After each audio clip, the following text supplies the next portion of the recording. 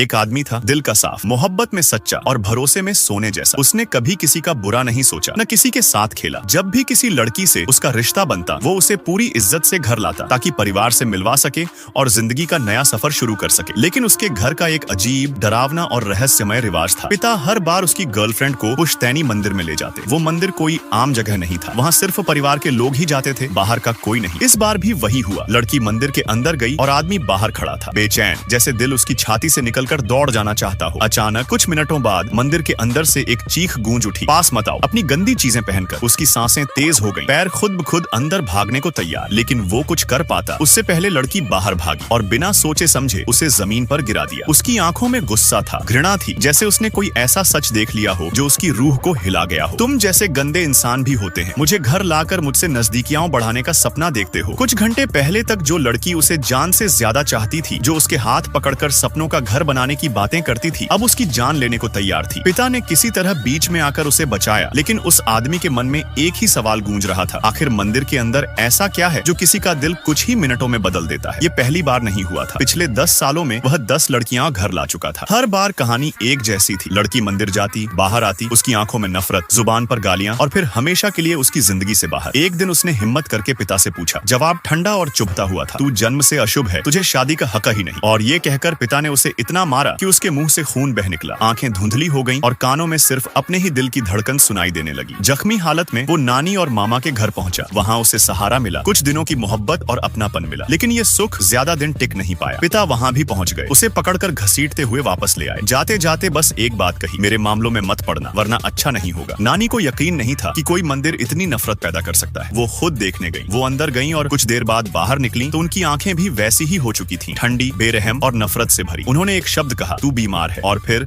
अपने ही भांजे को बेरहमी से पीटना शुरू कर दिया। जब नानी ने मंदिर के अंदर देखी चीज मामा को बताई तो मामा भी आग बबूला हो गया। मुझे मामा मत कह, आज तुझे मार डालूंगा। और उसने भी लात घूंसों से उस आदमी को पीटना शुरू कर दिया। दोनों ने मिलकर उसे तब तक मारा जब तक उसका शरीर ढीला न पड़ गया और वो बेहोश न हो गया। वो किसी तरह होश में आया तो देखा बचपन का सबसे अच्छा दोस्त उसके पास खड़ा है। दोस्त ने उसे सहारा दिया, लेकिन पिता गांव वालों को लेकर आ गए और चारों तरफ से उन्हें घेर लिया। दोस्त किसी तरह भाग निकला और पुलिस लेकर लौटा। पिता ने पुलिस से सीधा कहा, पहले मंदिर में जाओ, फिर समझोगे मैं सही हूँ। महिला इंस्पेक्टर आगे बढ़ी, मंदिर में गई और वापस आकर उसके चेहरे पर वही नफरत उतर आई। उसने ठंडी आवाज में कहा, अगर मैं पुलिस न होती तो तुझे अभी मार डालती।